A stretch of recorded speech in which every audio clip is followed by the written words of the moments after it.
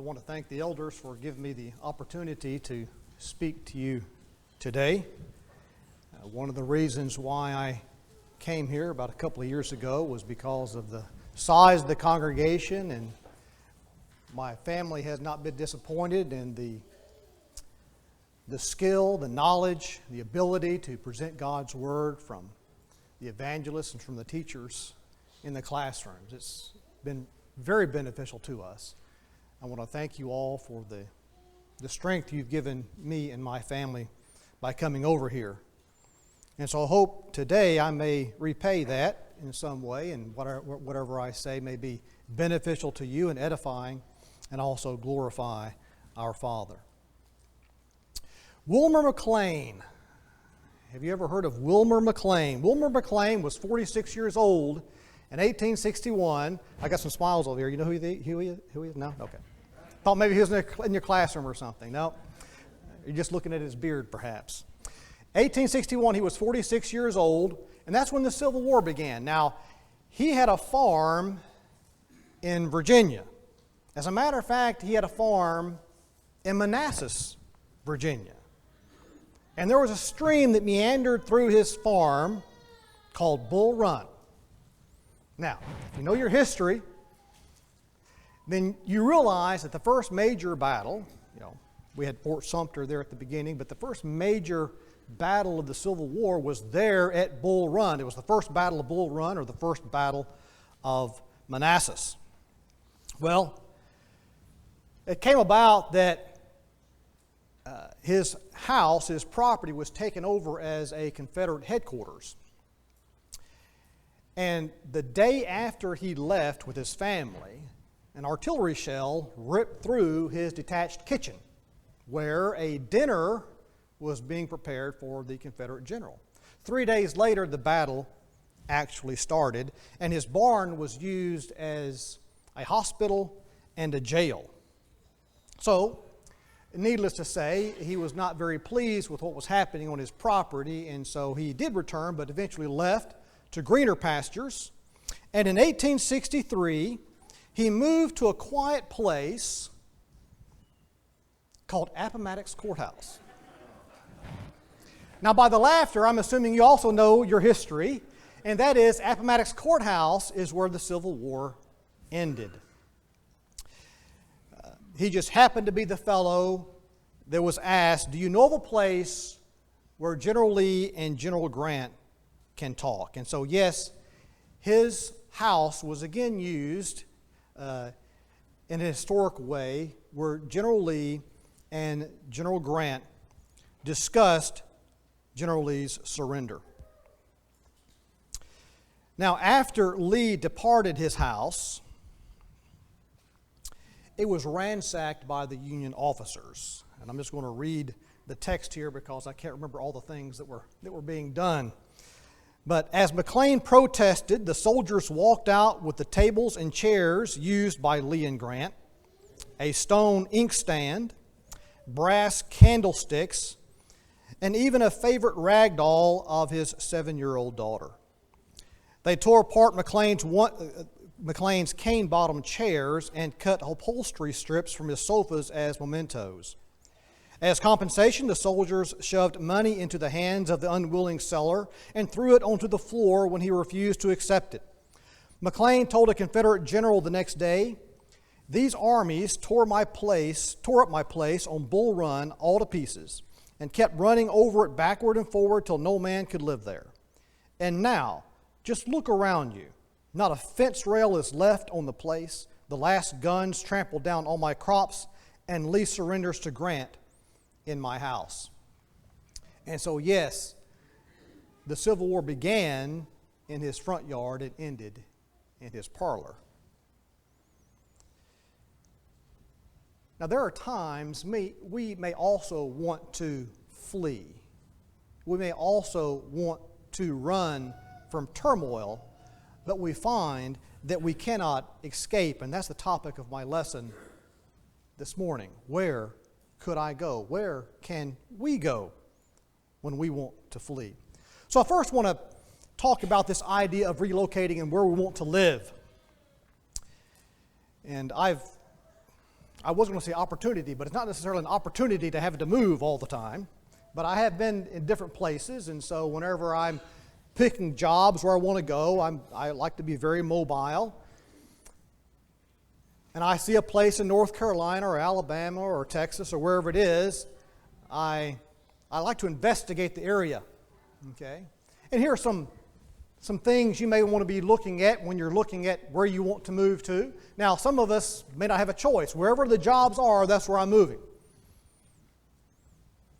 But if we're fortunate enough, we may have the opportunity to decide, I'm going to move from spot A to spot B because that is a better spot. And we may be looking at things like this, like the taxes and the climate and things like this. One of the things I looked at was I don't know, but back in the day they had a mosquito meter. And so living in the Mississippi Delta, I didn't like mosquitoes. People around here now talk about mosquitoes. You don't have a problem with mosquitoes here. But I would look at the mosquito meter if I've never been in that particular area. And I'd look at tornadoes and the climate and so forth, the taxes, the housing costs, all those things. And of course, some of you may place a higher priority on these than others. But the idea is we have some factors, some metrics that we use to decide where we are going to live, and hopefully if we have the ability, we're able to move from one spot to another one. And it could be within a state, it could be within a region, it could be within a country, or we could move globally throughout the world. And we've been hearing recently of this great migration from California that's actually been happening quite a while, but now it's just kind of picked up recently, where we have, of course, people are moving in and out all the time, but now we have a lot more people moving out of California than moving in. And most recently, and terribly, unfortunately, are the ones who tried to, and some succeeded, in trying to flee Afghanistan. And so maybe you've seen the news, and we see the parents taking their child and giving it to the soldiers so at least their child can escape from that location and go someplace else. You see film reels where the people are grabbing onto the airplanes as they're taking off from the airfield. And then after there's a few hundred, maybe 1,000 or so feet up in the air, you see a body fall from the airplane. And then I was reading in one spot where after the plane landed, wherever it did, there was a dead person in the wheel well of the plane. The extent that these people went to try to escape, at least shows us their perception of what they expect to be happening in Afghanistan, the conditions that they expect with the Taliban takeover. They were looking for a better place. Now, as we go from place to place, and this is the story and this is the lesson from Wilmer McLean, is that no matter where you go, problems are always going to persist.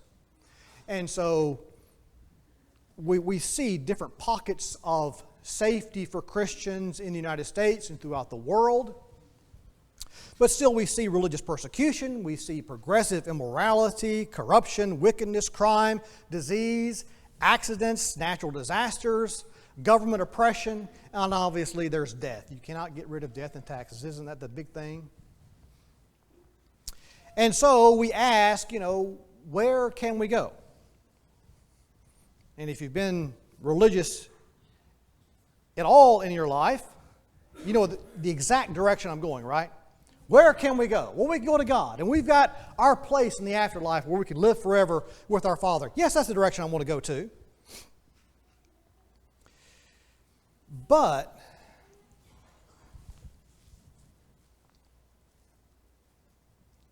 it may not be so obvious to all of us.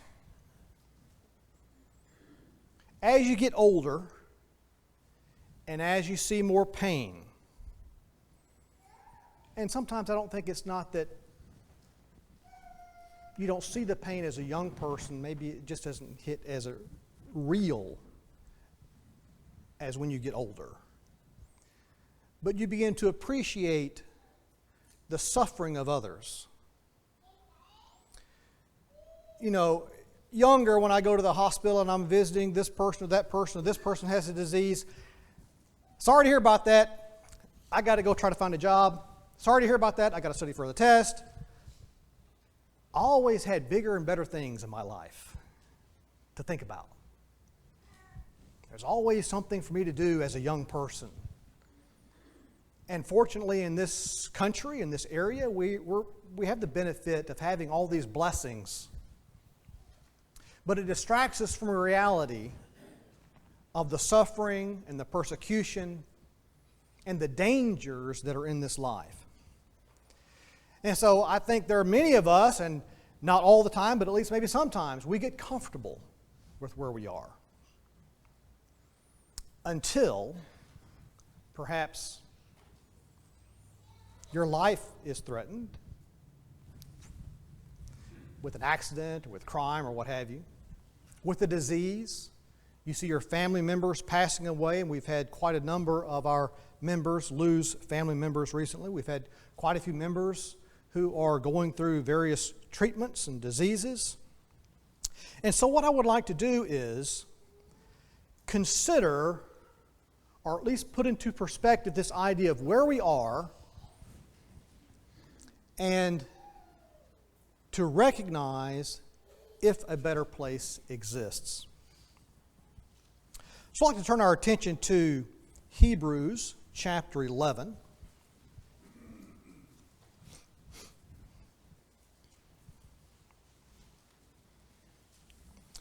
Hebrews chapter 11, it says starting in verse 9, but I'm going to be looking at verse 10. That was just a typo there from the person who made that slide. And, of course, this chapter is talking about those examples of faith. In verse 10 it says, "For he was looking for the city," and this is Abraham, "he was looking for the city which has foundations, whose architect and builder is God." And then jumping down to verse 13, "All these died in faith." He's talking about Sarah, Abraham, Enoch, and so forth. "All these died in faith without receiving the promises, but having seen them and having welcomed them from a distance, and having confessed that they were strangers and exiles on the earth. For those who say such things make it clear that they are seeking a country of their own. And indeed, if they had been thinking of that country from which they went out, they would have had the opportunity to return.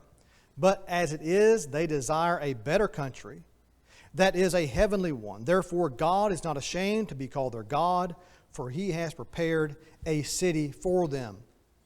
So here we're looking at verse 10, Abraham looking for a city that has foundations. The builder is God. In verse 14, they are seeking a country of their own, not that belongs to somebody else. They desire a better country, a heavenly one, in verse 16. But look at verse 15. "Indeed, if they had been thinking of that country from which they went out, they would have had opportunity to return." So Abraham left Ur of the Chaldeans, settled in Haran, and then came back down. All these people who are doing things for God, who are moving for God, if they thought about the country from where they came from, they would have opportunity to return. Their mind is set on where they were and not where they were going. Or that's what could have happened. But for these people, in this great chapter of faith, they had their mind going forward and not where they were or where they had come from. Very unlike Israel. Where was Israel's mind? We had it a lot better in Egypt. I mean, God dragged them through the desert, kicking and screaming, all the while looking back toward Egypt while they were marching toward the Promised Land. Now, why do I bring that verse up? Well, it's because if we don't see where we are, better is a relative term, is it not? There's A or B, which is better. If we don't see where we are in the condition we in, we think everything is hunky-dory now and we're living a life of pleasure and a life of ease. Why in the world would we ever think about some better place when we're fine right here where we are? So, I would like us to consider our present situation and hopefully stimulate us to look for a better place. And the better place that I've mentioned so far is that heavenly city that has foundations, a country that we can call our own. That's the ultimate discussion, or that's the ultimate place I want to direct our thoughts. But I also want to consider that moving in this life is not out of the question. I'm sure many of you, most of you, have not lived in the same house that you grew up in. You've moved different places for various reasons. And there may be reasons why we may want to seek greener pastures here even in this life. And so as I present this idea of seeking a better place, I want to look at seeking a better place in this life and then seeking a better life in the life to come. In 2 Peter chapter 2, Peter is discussing judgment and how God rescues those from judgment. And one of those is Lot. And it says of Lot, "For by what he saw and heard, that righteous man, while living among them, felt his righteous soul tormented day after day by their lawless deeds." Righteous Lot had settled toward Sodom and Gomorrah and finally moved into Sodom. And his righteous soul was tormented day after day by their lawless deeds. Why? Because there's light and there's darkness. There's what Lance talked about the light shining in the darkness. There's the light and the darkness. There's good and there's evil. It's like putting the positives of a magnet together. They don't go together. It doesn't mesh. And so he's good. Sodom, Gomorrah, those people in the area were evil. And so obviously, now why was he tormented? Was he tormented because his house got egged every night or toilet papered every night or they didn't give him a job? It just seems to me he was tormented. His righteous soul, not that they tormented him, but his soul was tormented because of what was around him.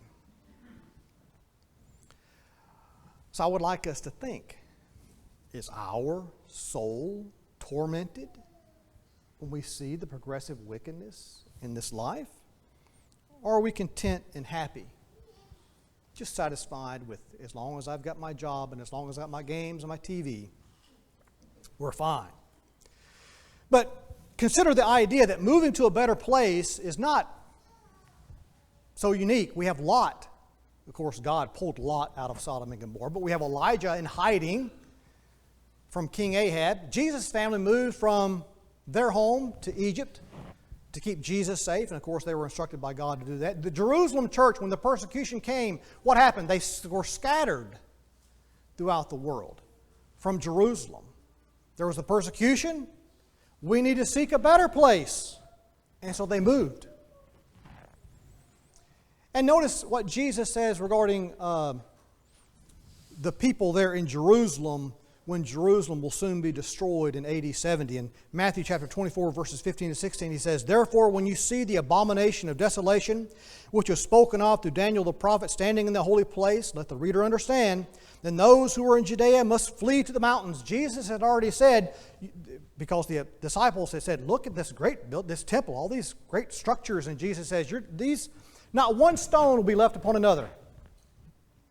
And they ask him, "When will these things be?" And so he started explaining when these things will be. And he says, "When you see the abomination of desolation, you need to get out of town." And in AD 70, well, by that time, that's 68, I think, they came in. And if you didn't get out of town, you could have been one of millions, I'm talking millions, that could have been killed by the Roman legions. And we talked about Afghanistan already, but I'm always thinking about the Jews in Germany, Nazi Germany in the 1930s when Hitler came to power. We know what eventually happened with the Jews in their extermination, where millions of them were killed later on in the 40s. And before then, sent to concentration camps. Do we understand the tragedy there? The same thing that we see in Afghanistan, that happened some time ago on a much greater scale, where first it was like, well, we're just going to segregate you. First, we're going to let you wear this badge to demonstrate who you are. You have to identify yourself as a Jew. Well, that's not so bad. I'm just wearing a badge. And then one thing leads to another. It gets progressively worse and worse. And the next thing you know, you're stuck in this place away from your house, living somewhere else you don't want to live. and Myung is not a Jewish name, but let's make it real. Myung is taken over here, I'm taken over here, Emily is over there, Timothy is over there, I don't know where my family is. Now, if you have any relationship with your family, if you're not close with your blood family, at least consider those you're close to and think about being parted from those. I can't protect you anymore. I can't take care of you anymore. There's a separation there. I don't know what they're doing to you. And then finally we're bussed up or packed up into rail cars like sardines and moved to this concentration camp, would have no clothes, barely have any food, starving, medical experiments placed upon us, and then eventually exterminated and killed. That's reality. There were some Jews back in the 30s, not that they saw, hey, this is going to lead to widespread genocide, but you know, the Nazis, I'm listening to what they're saying. They don't like us. It'd be nice if we could move. And many of them did move. England, United States, they moved. They escaped because they saw the situation that they were in, and because they accurately assessed the situation they were in, they were able to escape. We need to realize as Christians, we are unique. We are a peculiar people, and we should feel out of place. We as Christians should feel out of place in this life. Now, I know in the context I'm talking about is moving from one spot A to spot B in the United States, or moving from the United States to some other country, but the idea is the same. Whether we are looking at our condition here in the world and looking to a better place outside of the world, or looking at Arkansas or the United States and trying to move someplace else, whatever it is, we should, at least to put our situation in the proper perspective, we should realize that we should feel out of place. In Hebrews chapter 11, that same chapter that I read from before, the same passage, they were strangers and exiles on the earth. This world is not our home. They were strangers and exiles on the earth. And Peter talks about that the world, they're surprised that you don't run with them in the same excess. You follow these particular rules. You don't do what we do. You're funny. You're weird. You're off. So they're surprised you don't do that.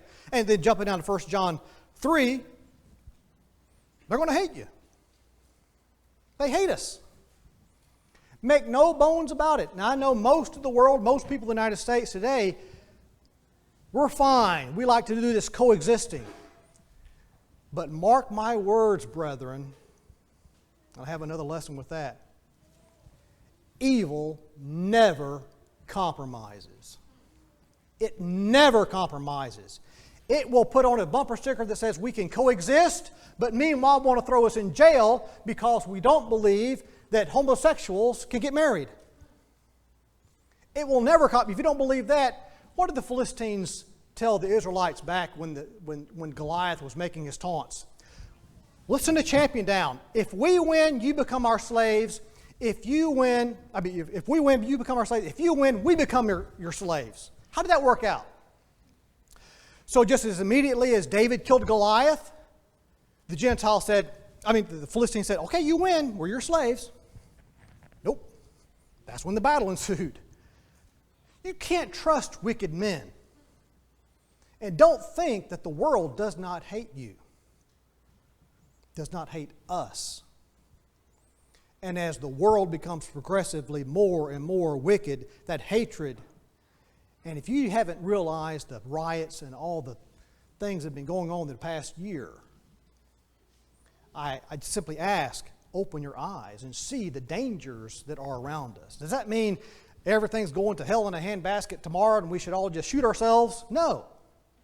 But we should at least just realize, as the Afghans did, as the Jews did in Nazi Germany, as others who migrated from different areas, they assess the situation and says, there may be a better place. And we shouldn't be surprised at the fiery ordeal in 1 Peter 4 that will come upon us. But still, some don't see it. Everything's fine. And even with Lot, what did he do? Righteous Lot's soul was tormented. But guess what? When the angel said, get out, the next verse, he hesitated. The angels had to grab him by the hand and pull him out of town. Even righteous Lot hesitated. We are comfortable where we are. Oh, was it Brent? He did the momentum thing. Was it Brent that did the momentum? An object at rest tends to stay at rest. We like where we are. I don't want to move. And it's hard for us to see better places. And so we are comfortable with where we are. Now, Alan, all is not doom and gloom. Well, that is a matter of opinion.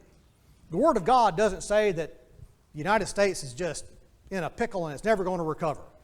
I'm here to preach the Word of God to you. But the Word of God does give us some guides about what good and evil is and what good people did before. So I'm trying to explain some principles here. And it may be that, hey, if things get bad in California, now we're fortunate here in Arkansas, Texas, southeast part, we have a lot more liberty here. We're not as oppressed. We have a lot more freedoms.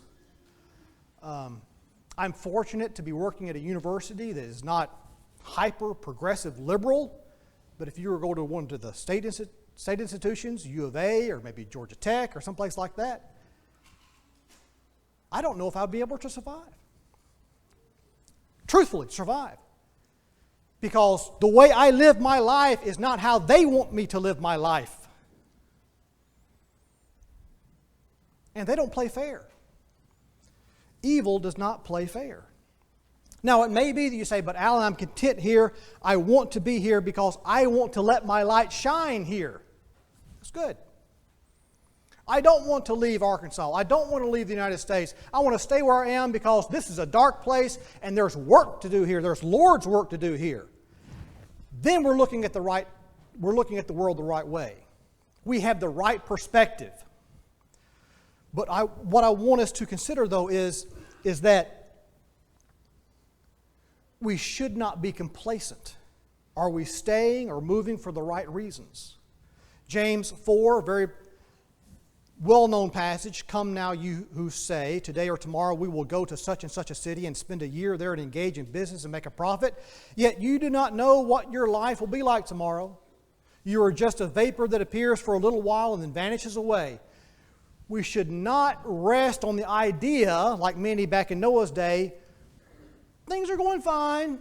Or like many of the Jews back in Nazi Germany. Or like many of the Afghans who didn't try to escape until the last minute. Everything's fine. It's always been like this. It's always going to be like this. That's where we mess up. Things won't always be like this. And I can guarantee you they won't be like this all the time. So stay and fight, yes. But otherwise, let's look at the world in its proper place. And that is, we are out of place.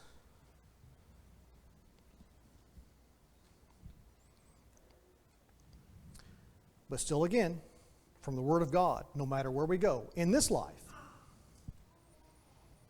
moth and rust destroy. No matter what city you go into, I'm going to move from Little Rock to Atlanta. I'm moving from Little Rock to Dallas. And well, guess what? Moth and rust destroy there as much as it does here. And you're going to have thieves there as you have thieves here. And we can never escape death in this life. As the psalmist says, what man can live and not see death? Can he deliver his soul from the power of Sheol? No. So on the one hand, you can go moving from one spot to another, always thinking that the grass is greener on the other side and find out that it's not. You're always going to have problems. But yet on the other hand, we need to realize, at least look at the grass, dude. Let's assess where we are and think there may be a better place. I'm not saying there is, but I'm saying we have to look at where we are in the right perspective.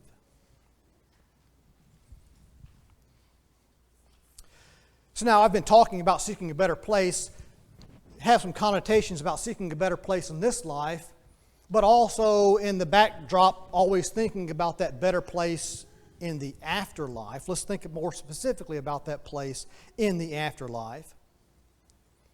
A good name is better than a good ointment, and the day of one's death is better than the day of one's birth. It is better to go to a house of mourning than to go to a house of feasting, because that is the end of every man, and the living takes it to heart. Solomon says in Ecclesiastes. Now, how does this fit in? Go back to the Hebrews. If they had been thinking of where they had come from, they would have opportunity to return. When you go to a funeral, when you see family members die, when you see your fathers die, death becomes more real than you can ever imagine.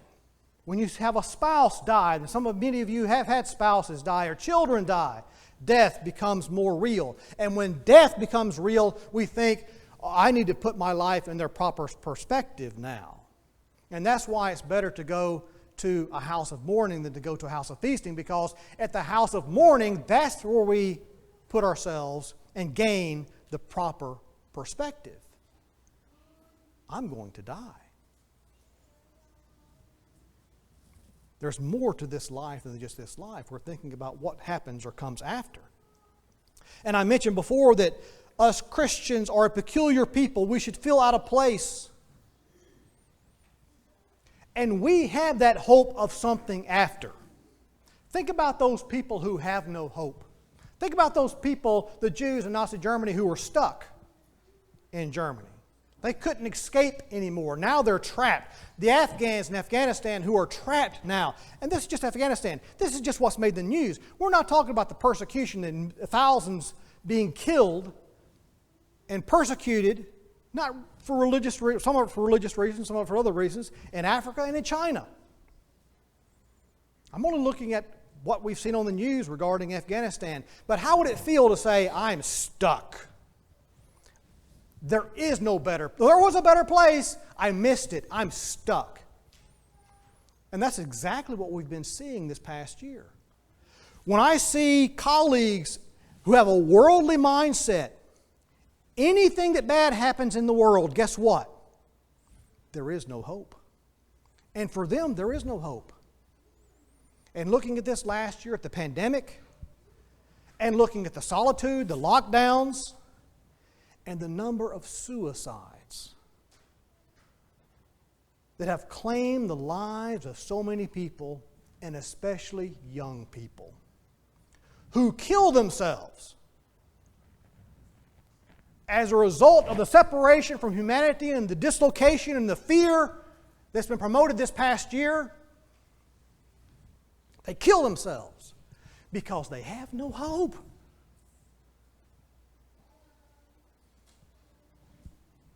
So we are a peculiar people in that we do have hope.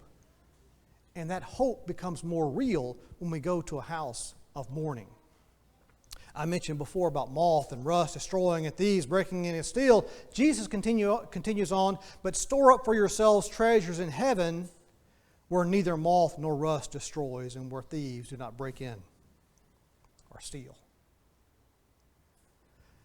James talks about, let's think about going to such and such a city. You know? There's always this uncertainty about what may happen.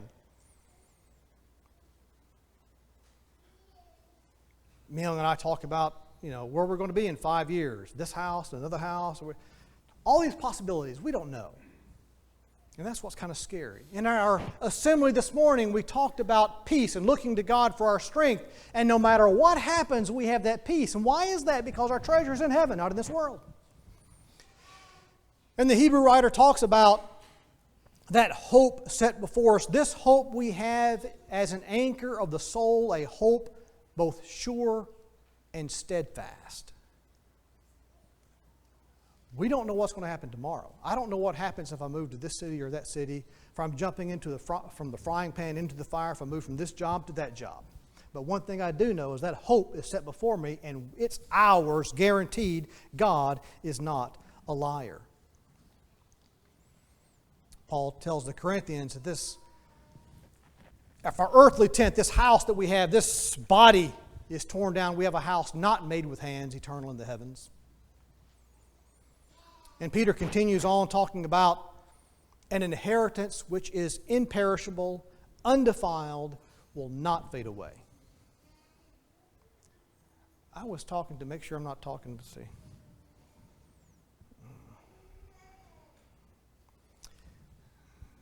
Yeah, you know this person, so let me not use that illustration, but it's tragic. I've never lived this life, but talking about Lance, there's a baby and moving from a baby, and just within an hour there's a person that's dying, but to find your spouse, I wake up one morning and your spouse is not there. You wake up, hey, time to get some breakfast, not there. But what we have in the afterlife, the better place in the afterlife, is imperishable, undefiled, will not fade away. And think about this. The voice from heaven said, blessed are the dead who die in the Lord from now on. Yes, says the Spirit, so that they may rest from their labors, for their deeds follow them. Blessed are the dead. What? Blessed are the dead. In Hebrews 9 it says that it is appointed for men to die once, and after this comes the judgment. And Jesus says, then the king will say to those on his right, in his illustration here, come you who are blessed of my Father, inherit the kingdom prepared for you from the foundation of the world. That judgment comes after we die, as long as Jesus doesn't come back to get us before we do that.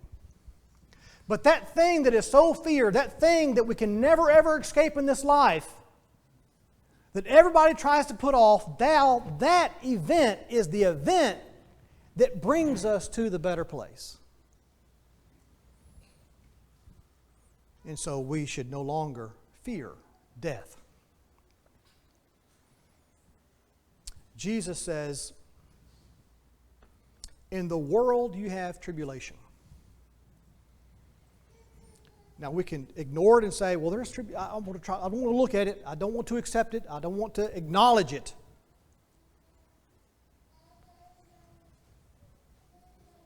But Jesus says, in the world you have tribulation. No matter where you move in this world, there's going to be tribulation. But take courage, I have overcome the world. This world is a location. It's a place, it's a time, it's where we are now. But Jesus has overcome the world so that we could look toward a better place. And to have that encouragement, to have that hope, we need to place where we are now and where we're going in their proper perspective. So I encourage each of us to search our hearts to see where we are in our relationship to God. Do we have that hope, sure and steadfast, ingrained in our heart? To know and look forward to that day when I will die or when Jesus comes again, then I can inherit something so much better. And although I didn't pull these passages, Paul talks about that, making the comparisons about just running all over himself about how great the things will be over there compared to what we have now. Consider those things. If you're not a Christian, consider your life now. If you're not a Christian, this world's all you got. And nothing to look forward to but something worse, not something better. So I encourage you to think about these things as we stand and as we sing.